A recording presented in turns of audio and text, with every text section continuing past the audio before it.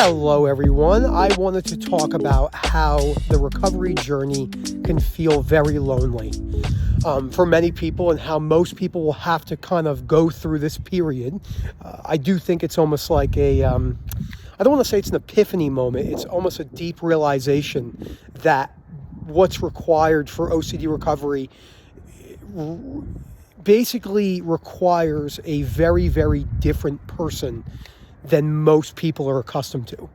Whether you're talking about all the big three things, the money, politics, the religion, the relationships, the motivation, and why you will feel quite distant at times, and why you can actually find contentment and peace in that. So before I go any further, please subscribe below, hit that like button, look for the link, direct message Phil will get you in right away. Like I said, working with people from all over the world, very, very grateful for that. I just was at the gym this morning, explained to one of the older guys I see in the morning, because the only people that go to the gym at 5:30 in the morning on a Saturday are me and everyone else that's about 70 years old. So, which is great. So, my entire life, I wanted to be accepted by everyone, which is a common theme for most humans. And I think that that's not necessarily a bad thing. It's just the rigidity of how we hold the belief that that's what makes it bad. So what do I mean by that? I mean that if you want to be accepted by other people, there are great benefits societally and the way it makes you feel. Being accepted by family feels really good. Being accepted by lovers and partners and people you're going out and seeing and dating feels really good. Being accepted by your coworkers and getting promotions feels really good. And we're not trying to highlight that you need to get rid of that, because that's more than likely unrealistic. But what most people do is, understandably so, including myself, is we have the belief, which looks like this: if I am not accepted, if I do not get that exception from other people, if I do not get the things I want in my life, then my life is ruined. And that's where people become in the compulsive chase for looking a certain way, or the compulsive chase for having more knowledge, or the compulsive chase for looking at more research and everything like that. So it's a very, very... The dogs are outside again in this corner. These dogs right here, they just like run and chase me while I'm going by and walking by. It's great. So those are the real reasons why people really struggle with depression. Depression is not something that comes out of nowhere for most people.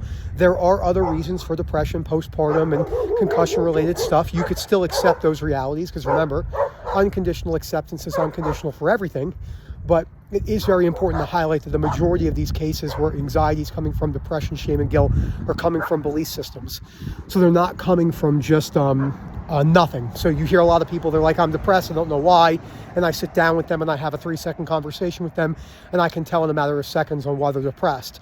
I've just been doing this for a while, and I work with humans all day long with severe mental illness. And it's much easier to spot it in the Gen Pop. Because it's just straightforward, I lost my job, I'm depressed. And they're like, that's why I'm depressed. I'm like, well, you're not really depressed because you lost your job. You're depressed because you have a belief that you lost your job. But we don't know this because we don't teach this stuff. So what I kind of realized myself was, as I had this yearning for acceptance, like I said, from other people. And I got this more than likely growing up from most people. And don't ever hear me speak about this on my calls, because they think that I believe it doesn't matter at all, but it does. I had a very interesting relationship with my mother. My mother is from Brooklyn. She was raised by 2 alcoholics. They did not show her a lot of love, and it was tough for her. My mom was a very shy girl, and she was kicked out of the house when she was 17. So she really had nobody, which really, really affected her.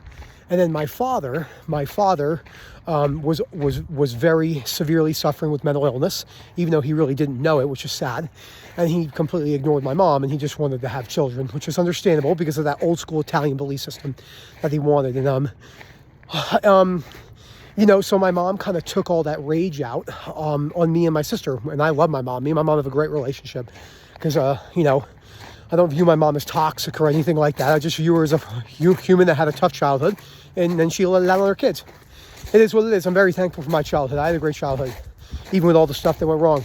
So because I never had that from my mother, there was probably a very good chance that I grew up with these really strong belief systems about how people should show love, or how people need to show affection and stuff like that. But now at the time, there's a lot more of A equals C. There's a belief, but you don't even know what your beliefs are because you're 13. And you can't even think about your thinking. I mean, your executive function, we don't really use any of the neuro stuff, but I will highlight it. Your executive function basically isn't even operating. I mean, your prefrontal cortex is 12, 13 years away at 12 years old from being developed. So my father-in-law calls it teenage brain because he's an attorney and he sees teenagers do really stupid shit. And I like how he calls it teenage brain, which is very, very common. I see this with a lot of my friends' kids. And I have to remind myself of how I was in that scenario. So, and then what happens is I grew up with that, and then that belief transpired into college and always needing attention from females. Very, very afraid of females not finding me attractive. Very, very afraid of being alone, even though I never wanted to admit that. And I don't talk about this side a lot. I had a lot of fears surrounding rejection from intellects. That was a really big one. I did go to graduate school because I wanted to be smart. Many people have a very hard time admitting that. Most medical doctors, chiros, physical therapists, accountants, lawyers, they go to these schools, usually not to help other people. That is a reason, but I have to say it's probably not the primary reason. Most people don't want to admit that because we're so caught up in the conditional life of wanting to make, whether it's a higher income. Most doctors and lawyers and accountants are like, I'm probably going to make good money, which have a comfortable life. Yeah, I'll get to help people, which I love helping people.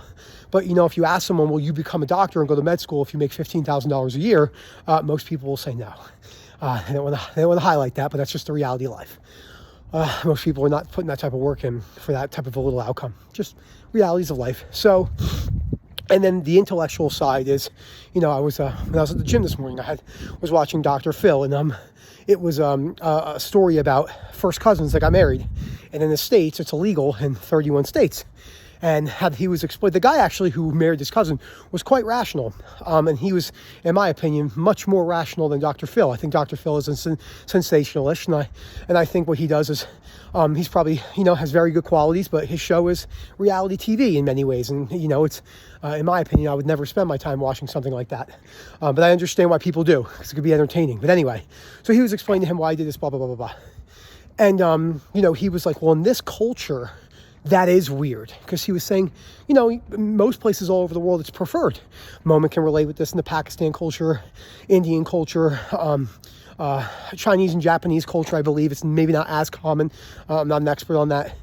So people are deathly afraid of rejection. And then that creates that constant loop for needing people's approval. So, and the reason why I'm giving this really long opening of how this affected me is because I think it's important for people to know why, when I'm explaining it, why we feel so alone when we start to change. So as I started to change my beliefs, and as I started to realize that I didn't need the intellects or the people to think I was smart, and oh, sorry, I forgot the end of that story with the Dr. Phil. So they had a medical doctor on there, and the medical doctor was he said, we're talking about, is there a higher chance of your kids coming out deformed because of having children? And the doctor, speaking in her medical jargon and trying to do this. This is a really, really unfortunate side of medicine. You got a medical doctor using medical jargon and research to two people who do not have any medical experience. Now, that is very, very, very silly. In order to be a very good doctor, not a good person, good at being a doctor, you want to be able to talk to 3-year-olds. Most people do not understand the word cervical. I remember I used the word cervical with someone one time, and the woman went, my cervix?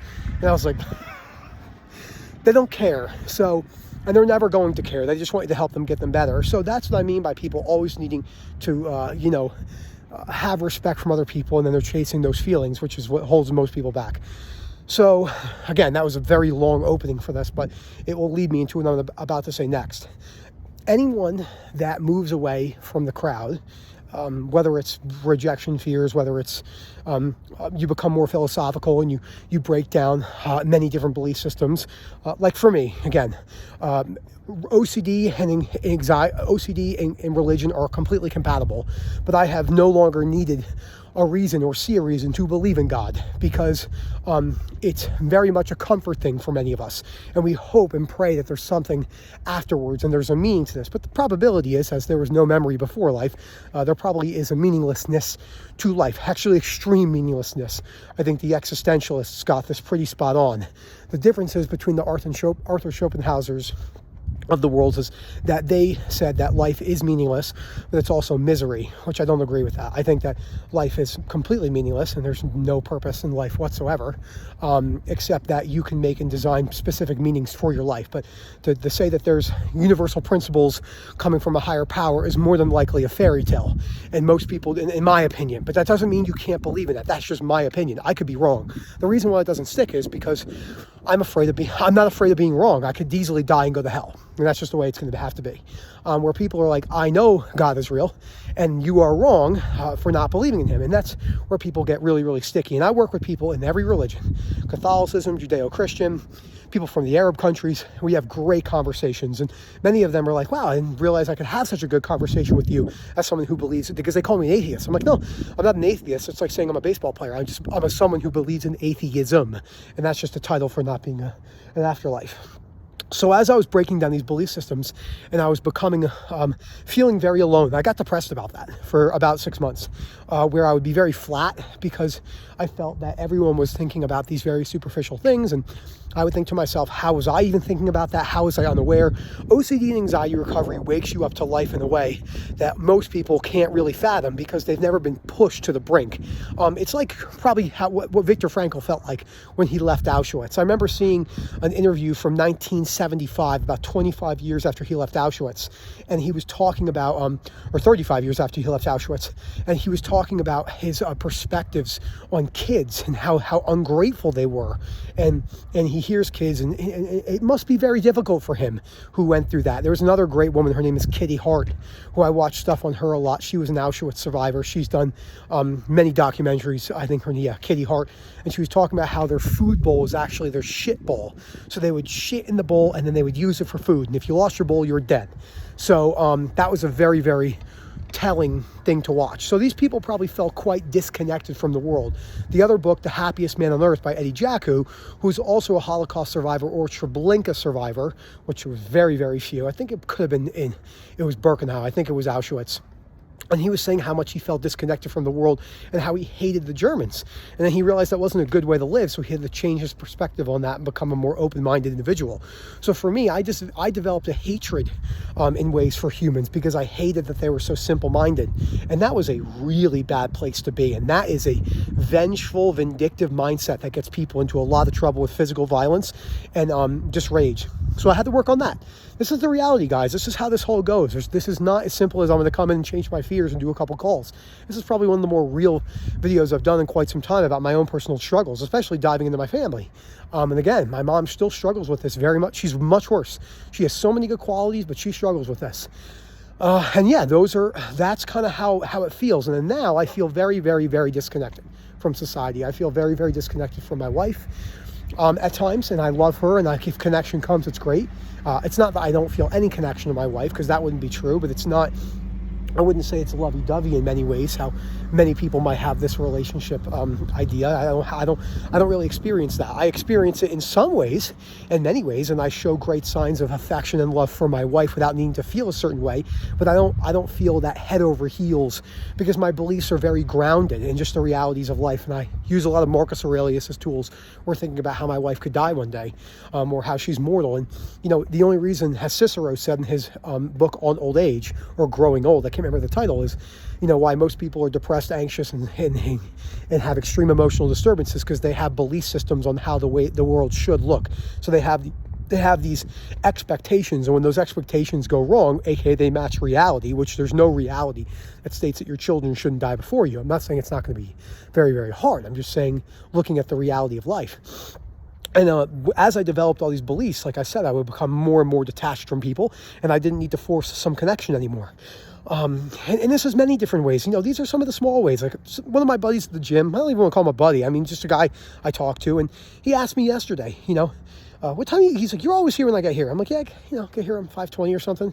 He's like, what time do you wake up? I'm like, 4:55 or something. And he's like, wow, what time you go to sleep? You must go to sleep early. Every time, that's why I don't bring this up to people, because it's a waste of my energy. I go, no, 10:30, 11. Instantaneously, everyone's like, that's so bad for you, or that's that. And I just go, yeah, sure. And I walk away, because it's literally not worth a millisecond of my energy. My energy is better placed in so many other areas of my life. And I got this principle from Ray Dalio, which I really liked. He goes, Ray Dalio said, I'm really good at knowing the things that matter to my life, and I'm really bad at not knowing anything else. And I think that's really good. I'm really good at knowing the things that matter to my life, and I'm really bad at not knowing everything else. And I think that that's a very, very good way to live your life. And I admire Ray Dalio. I admire many people. I admire people who have done things that are very good. I've taken lessons from people who have done things that are very bad. And I try my best to judge everyone on a very clean book, whilst applying compassion, while highly disliking people's behaviors and try to seeing people from their other perspectives. But I do feel quite disconnected many times when I'm out in public, or I'm out in a place, and I say, and again, it's not anyone's fault. If we gave every single person on this planet chronic OCD, they would all have to do the same exact thing. So thank you so much for watching this. I hope you guys enjoyed. I didn't even realize I look a little bit more sharper than I usually do today. Yeah. Going to a restaurant, not now, but later with my in-laws, since it's their last day here. And, it's important to enjoy life in many ways. So thank you again, guys. Look for the What's Up link down below. We can always coach you whenever you want in the webinar services on Tuesday at 8:30 p.m. UK time, and hope to hear from you soon. Have a good one, everyone.